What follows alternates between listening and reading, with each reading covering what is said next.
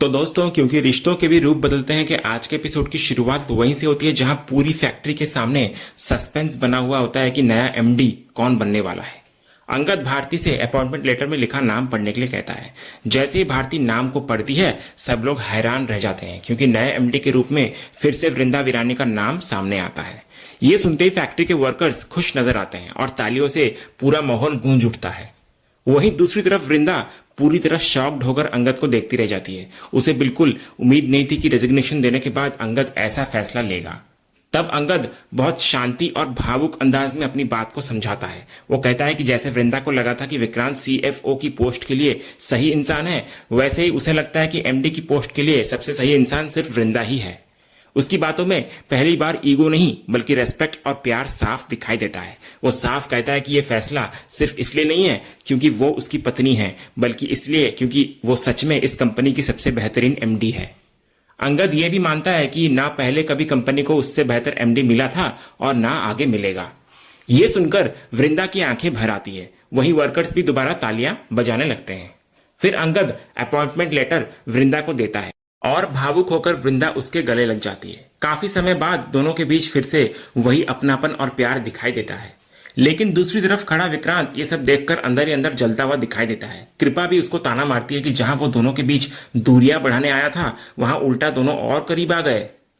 इसके बाद अगले सीन में अंगद और वृंदा केबिन में साथ होते हैं। माहौल पूरी तरह इमोशनल और रोमांटिक होता हुआ नजर आता है। अंगद प्यार से वृंदा को गले लगाकर कहता है कि वो सिर्फ कंपनी की नहीं बल्कि उसकी लाइफ की भी एमडी है, क्योंकि उससे बेहतर कोई हो ही नहीं सकता। वहीं वृंदा भी उसको समझाती है कि चाहे एमडी की पोस्ट रहे या ना रहे, वो हमेशा फैक्ट्री और उसके साथ जुड़ी रहेगी। लेकिन अंगद साफ कहता है कि वो चाहता है कि वृंदा उसी पोस्ट पर रहे और हमेशा उसके पास इसी तरह बनी रहे। इसके बाद अंगद अपने दिल की बात बताता है। वो मानता है कि रेजिग्नेशन लेटर देखकर उसे बहुत गुस्सा आया था, लेकिन उससे ज्यादा गुस्सा खुद पर आया। यहाँ साफ दिखाई देता है कि अब उसे अपनी गलतियां समझ आने लगी है। फिर भी एक चीज ऐसी होती है जिस पर दोनों अब भी अलग सोचते हैं, और वो है विक्रांत। अंगद अब भी पूरी तरह यकीन से कहता है कि विक्रांत सही इंसान नहीं है, लेकिन साथ ही वो ये भी कहता है कि समय के साथ उसकी सच्चाई खुद सबके सामने आ जाएगी। उसकी सबसे बड़ी बात यह होती है कि चाहे कुछ भी हो जाए, वो और वृंदा हमेशा एक रहेंगे। इसके बाद दोनों के बीच रोमांटिक पल शुरू होने लगते हैं। दोनों एक दूसरे को देखकर मुस्कुराते हैं और काफी समय बाद उनके रिश्ते में फिर से खुशियां दिखाई देती है। लेकिन तभी अचानक वहां कैबिन में विक्रांत आता है। वो हाथ में एक बॉक्स लेकर आता है। अंगद तुरंत ताना मारते हुए पूछता है कि कहीं वो ये जताने तो नहीं आया कि उसे दोबारा कंपनी में वापस रख लिया गया है। लेकिन विक्रांत फिर वही मासूमियत वाला चेहरा बनाकर कहता है कि उसका ऐसा कोई इरादा नहीं है। इसके बाद वो बॉक्स को खोलता है और उसमें केक निकलता है। फिर वो अंगद को बर्थडे विश करता है। वो कहता है कि जैसे ही उसको पता चला कि आज अंगद सर का बर्थडे है, उसने सोचा कि कम से कम इतना तो वो कर ही सकता है।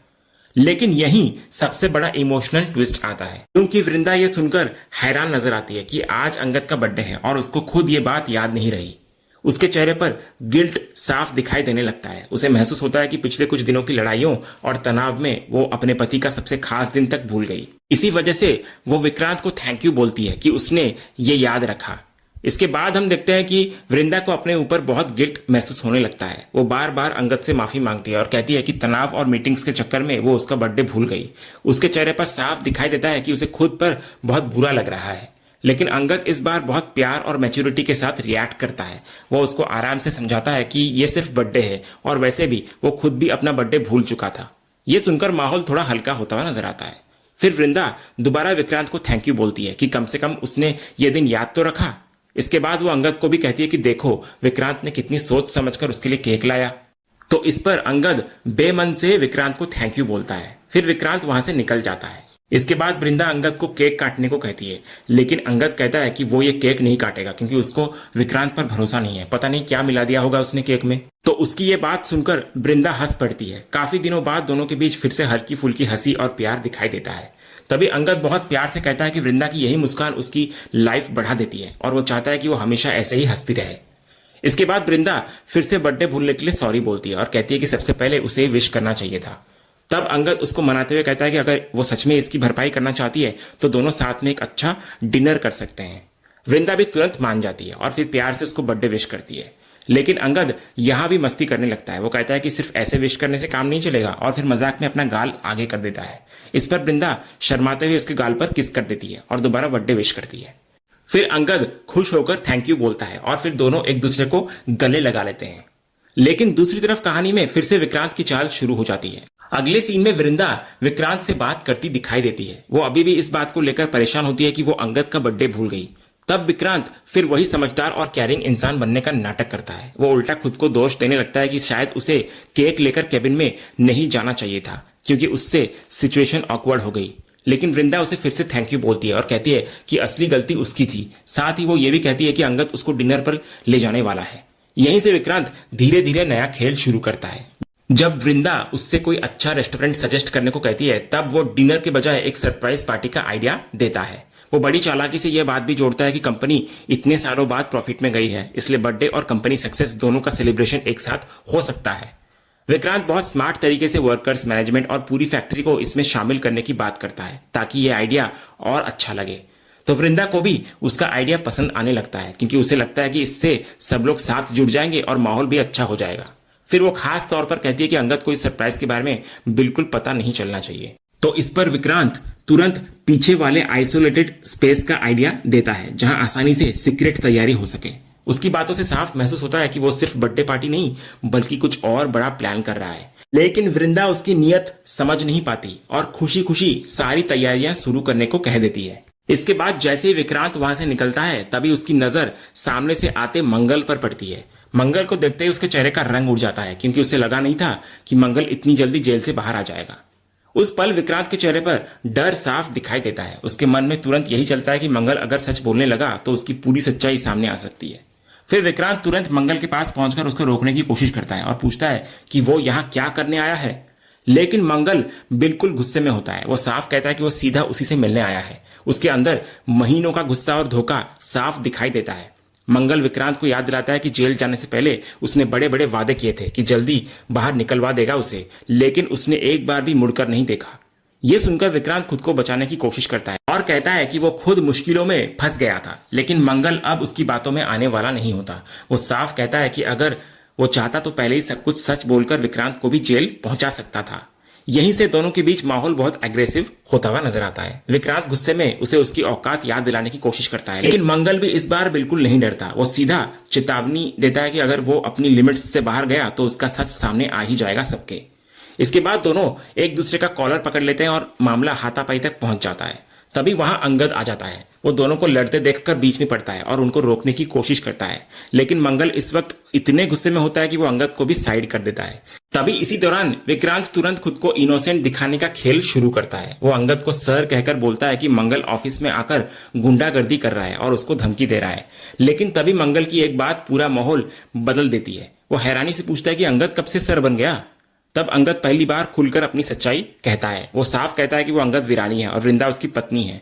दोनों अपनी पहचान छिपाकर फैक्ट्री में इसलिए आए थे ताकि सच सामने ला सके। साथ ही वो ये भी कहता है कि अब उन्हें पता चल चुका है कि घोटाले के पीछे कौन लोग थे। ये सुनकर विक्रांत तुरंत मंगल को वहां से हटाने की कोशिश करता है, क्योंकि उसे डर होता है कि कहीं वो सबके सामने उसका नाम न ले ले। लेकिन जाते जाते मंगल सबसे बड़ा धमाका करता है। वो सीधे अंगद से कह देता है कि वो इस घोटाले में अकेला नहीं था, बल्कि विक्रांत भी उसके साथ शामिल था। बस यही सुनते ही विक्रांत बुरी तरह घबराने लगता है। खुद को बचाने के लिए वो तुरंत मंगल को जोरदार थप्पड़ मार देता है और उल्टा उसी पर झूठ बोलने का आरोप लगाने लगता है। वो बार बार यही साबित करने की कोशिश करता है कि मंगल और सुरेश ही घोटाले के असली जिम्मेदार थे और पैसे उन्हीं के अकाउंट्स में गए थे। लेकिन मंगल भी अब चुप रहने वाला नहीं होता। वो साफ कहता है कि जो सच्चाई वो जानता है वो अभी किसी को नहीं पता और वो सच सबके सामने लाकर रहेगा। उसकी आवाज में गुस्सा भी होता है और बदला लेने की आग भी। फिर वो अंगद की तरफ देखकर उसको सावधान रहने को कहता है। वो साफ इशारा करता है कि जो कुछ भी हो रहा है उसके पीछे विक्रांत का हाथ है।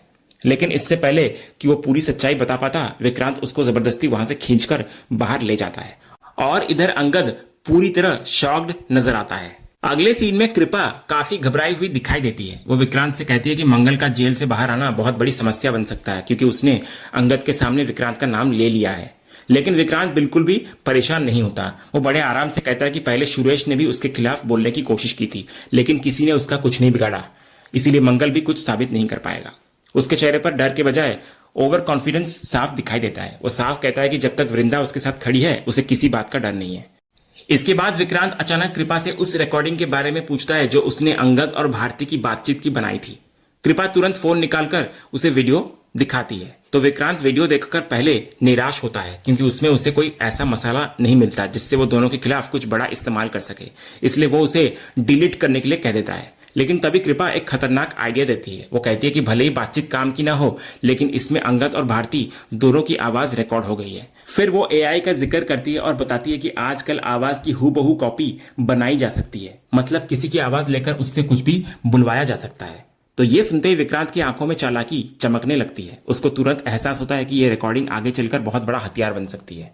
वो तुरंत कृपा से कहता है कि ये फाइल उसे ट्रांसफर कर दे और फिर अपने फोन से डिलीट कर दे। इसके बाद वो घड़ी देखकर अचानक याद करता है कि उसे बर्थडे पार्टी की तैयारी में जाना है। कृपा जब पूछती है कि वो कहाँ जा रहा है, तब विक्रांत मुस्कुराकर कहता है कि वो अंगद की बर्थडे पार्टी की तैयारियों में वृंदा की हेल्प करने जा रहा है। लेकिन अंदर ही अंदर वो खुद से कहता है कि ये बर्थडे पार्टी नहीं बल्कि अंगद के लिए एक शॉकिंग पार्टी साबित होगी।